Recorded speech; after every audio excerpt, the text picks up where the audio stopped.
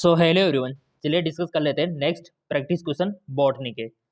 पहला क्वेश्चन है आपका, वायु प्राकृत पुष्प में होते हैं।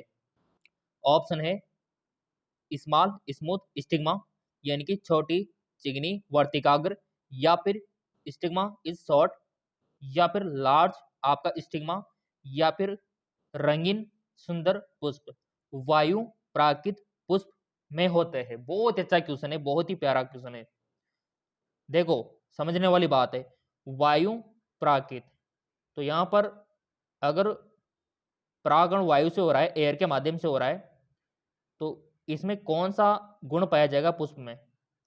तो वो पाया जाएगा आपका बड़ी पिचाकार वर्तिकाग्र, क्योंकि यहां पर स्टिग्मा लार्ज होगा तभी वायु प्राकृत अच्छे से हो पाएगा। इसको डायग्राम की हेल्प से समझ लेते हैं। जैसा कि आप यहाँ पर देख पा रहे, इनमें वायु प्राकृत पाया जाता है, तो इनके देख लो आप स्टिग्मा कितने बड़े हैं, बहुत ही बड़े स्टिग्मा है। यहाँ पर देख लो आप डायग्राम में, यहाँ पर इमेजेस में आप देख पा रहे कितने बड़े यहाँ पर स्टिग्मा है। तो बहुत ही अच्छा क्वेश्चन है, अगर समझ के चलोगे तो। चलो बढ़ते आगे की ओर। आई होप ये क्वेश्चन आपको समझ में आ गया होगा कि वायु से जो प्राकृत होते हैं वो पुष्प के वर्तिकाग्र बड़े क्यों होते हैं। ठीक है, चलते बढ़ते आगे की ओर। सो यहाँ पर राइट ऑप्शन हो जाएगा आपका बड़ी पिचाकार वर्तिकाग्र। नेक्स्ट, आपकी जो सदकोशिकीय किसके साथ पाई जाती है, यानी कि companion cells are found together with. Option देख सकते हो आप, स्थूल कोणित उत्तक, या फिर चालनिकाय, या फिर मज्जा मर्दूतक। तो इसका राइट ऑप्शन हो जाएगा आपका चालनिकाय। ठीक है, स्लेव ट्यूब, चाहे तो इसका डायग्राम भी आप देख सकते हो। इस प्रकार की होती है आपकी स्लेव ट्यूब, चाली नलिकाएं। तो बेसिक पार्ट पे आपको पता होना चाहिए, और ये तो डायग्राम आपने एनसीईआरटी 11th की बुक में भी देखा होगा। तो इस प्रकार का होता है। सो राइट ऑप्शन इज सी वाला हो जाएगा। अगला क्वेश्चन थ्योरेटिकल है, और ये नॉलेज आप में होना चाहिए। पौधों की उम्र के अध्ययन को क्या कहते हैं? Study of age of the plant is called dendrology, xylotomy, pendrology, शारीरिकी। तो देखो विद्यार्थियों, पौधों की उम्र के अध्ययन को हमेशा कहा जाता है डेंड्रोलॉजी। क्या कहा जाता है? डेंड्रोलॉजी। एग्जाम में आ जाए तो डेंड्रोलॉजी आपको करके आना है। और बेसिकली बाकी की टर्म भी आपको पता होना चाहिए कि पेंड्रोलॉजी में क्या होता है, शारीरिक में क्या होता है। वो तो आपने एमकेएस एकेडमी ऐप डाउनलोड कर रखा होगा, तो कोई दिक्कत वाली बात ही नहीं है। लिंक नीचे दे रखा है डिस्क्रिप्शन में, वहां पर भी पीडीएफ आपको मिल जाएगा एमकेएस एकेडमी ऐप पे। अगला है, जीवाणु में लैंगिक जनन की खोज किसने की? Discover sexual reproduction in bacteria, Leeuwenhoek, Lederberg, Tatum, Watson Crick, मैसुरी। तो जीवाणु में लैंगिक जनन की खोज किसने की थी? वो की थी लैंडरबर्ग टॉटम ने। ठीक है, और ये साइंटिस्ट कौन थे? चलो मैं आपको दिखा देता हूं ताकि आपको याद रहे। जैसा कि आप यहां पर देख पा रहे होंगे, ये वो साइंटिस्ट है। सो राइट ऑप्शन इज बी वाला, लेडरबर्ग टॉटम। अगला क्वेश्चन है, हेटेरोसिस्ट होती है, हेटेरोसिस्ट अकर इन किस में होती है? Red algae, green algae, blue green algae, brown algae.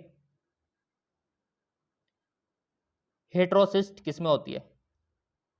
तो वो होती है आपके नील हरित शैवाल में, ब्लू ग्रीन एल्गे में, जो कि यहां पर दे रखा है।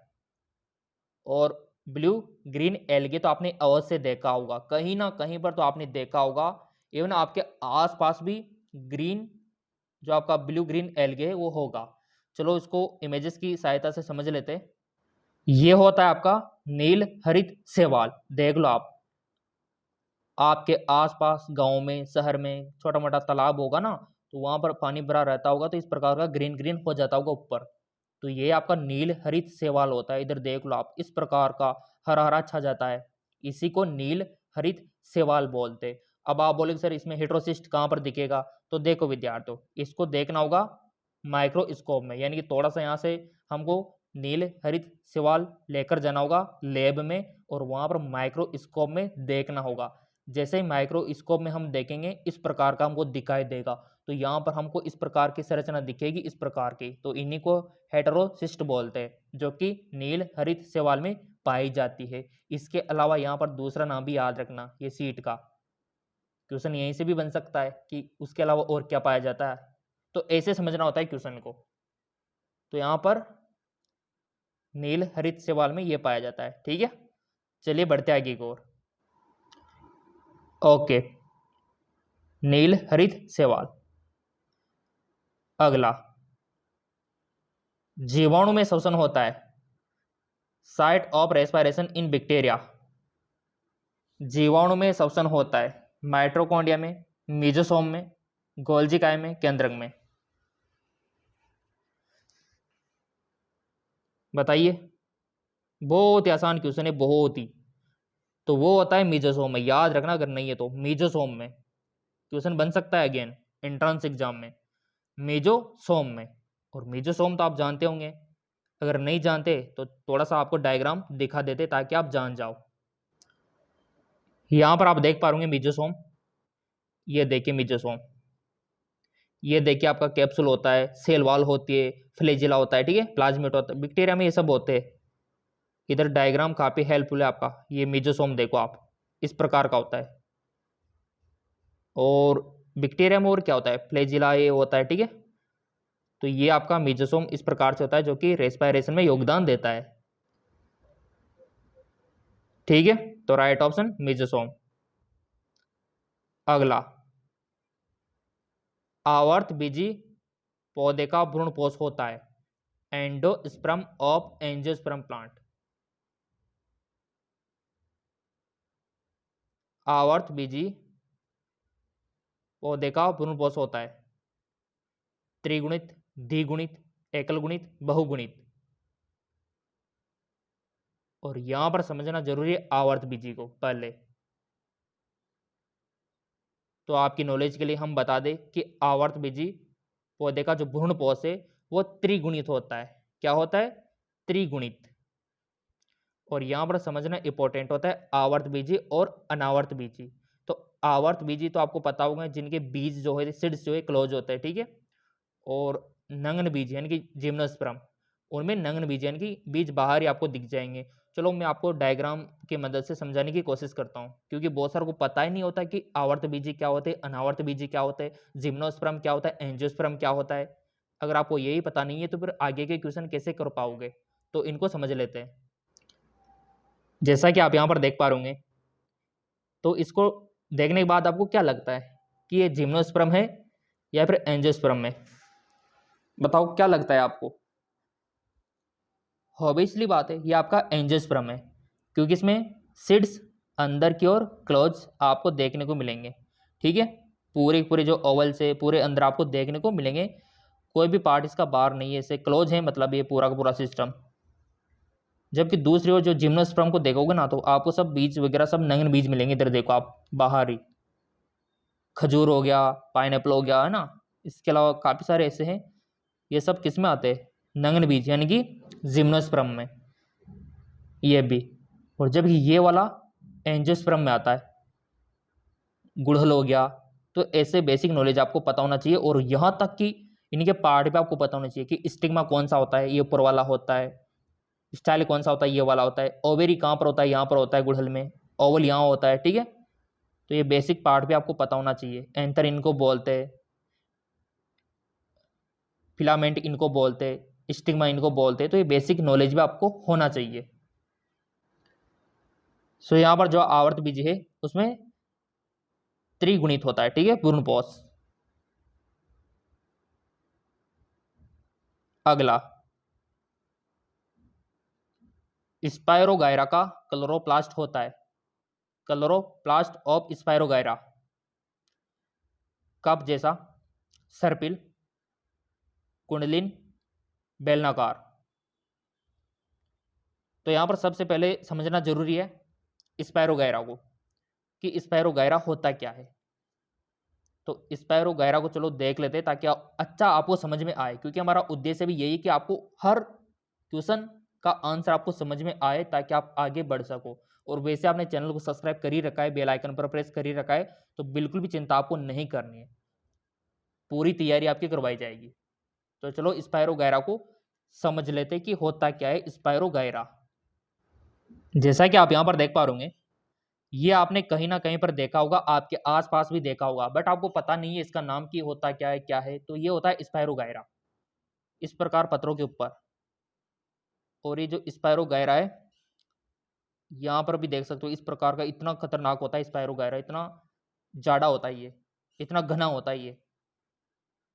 और जब इनका कुछ सैंपल लिया जाएगा और जब इसको माइक्रोस्कोप में देखा जाएगा, क्योंकि यहाँ पर तो आप पता नहीं लगा सकते कि कैसी संरचना है क्या है ना, बट जब इसको थोड़ा सा सैंपल लोगे ना, यहाँ से थोड़ा सा ले जाके प्रयोगशाला में जब माइक्रोस्कोप में देखोगे तो ये इस प्रकार का दिखाई देगा, इस प्रकार का आपको दिखाई देगा।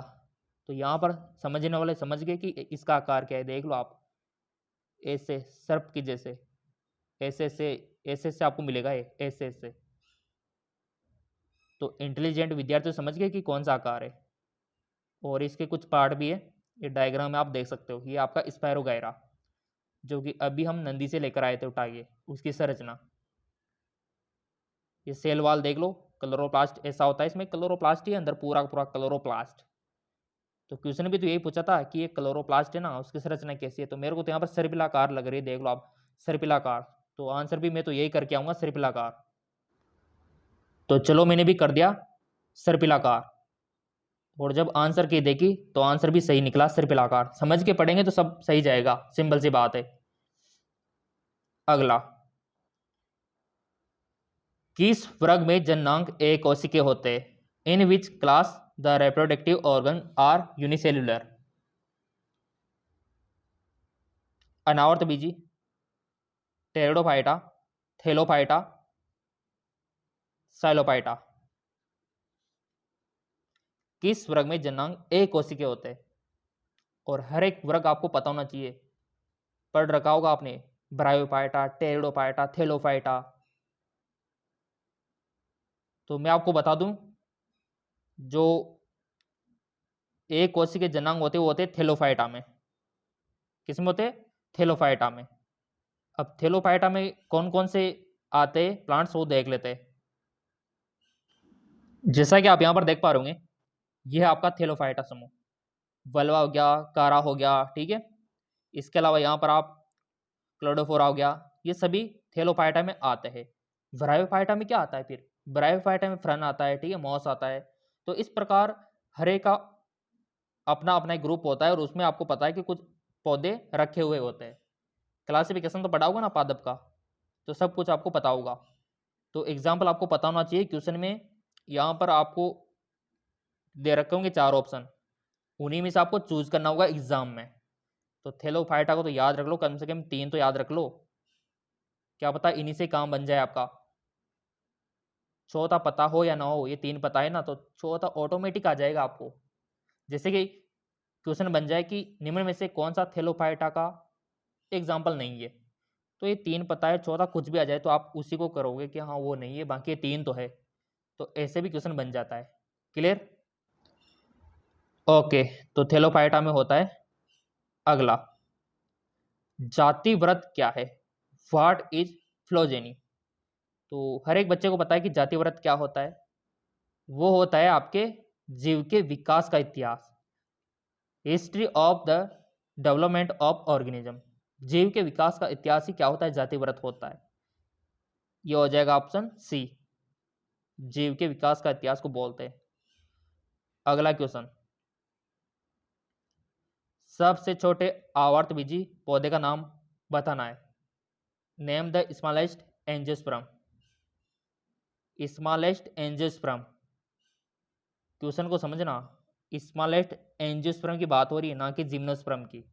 तो एंजियोस्पर्म में ही ढूंढ के आपको बताना है, और वो भी ढूंढना है इन 4 ऑप्शन में से ही, एक्स्ट्रा ऑप्शन नहीं चलेगा। इन 4 में से आपको बताना है कि इनमें से सबसे छोटा कौन सा है।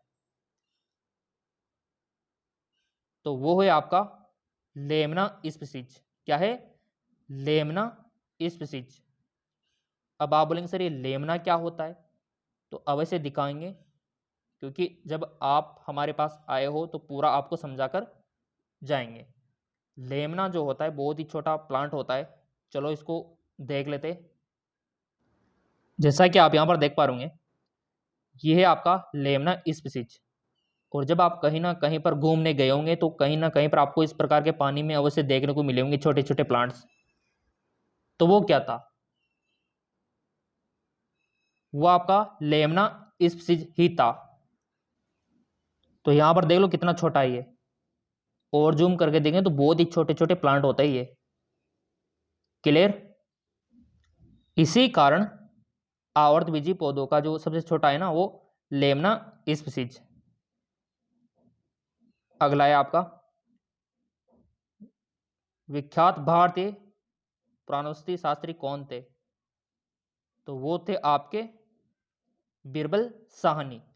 कौन थे? बिरबल साहनी। इतना सा आपको याद रखना है। और अगला क्वेश्चन तो बच्चों वाला है, इसे मान समझ सकते हो आप, बचपन में आपने पढ़ा होगा। दूध को 62.8 डिग्री सेंटीग्रेड पर 30 मिनट तक गर्म करके ठंडा करने की प्रक्रिया को क्या बोलते हैं? 7वीं 8वीं क्लास में आपने अवश्य पढ़ा होगा।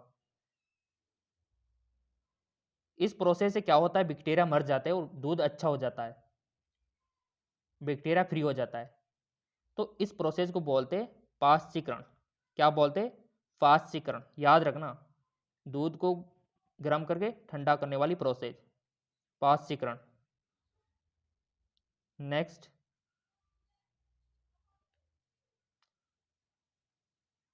नाइट्री कारक जीवाणु का कार्य बताओ। नाइट्री कारक जीवाणु का कार्य,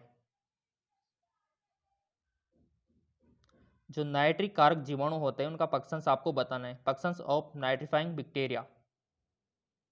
तो इनका फंक्शन होता है अमोनिया को नाइट्रेट में परिवर्तन करना।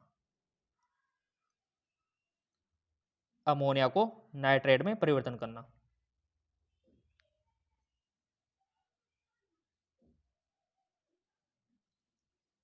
जीवाणु का अध्ययन करते हैं, जीवाणु का अध्ययन करते हैं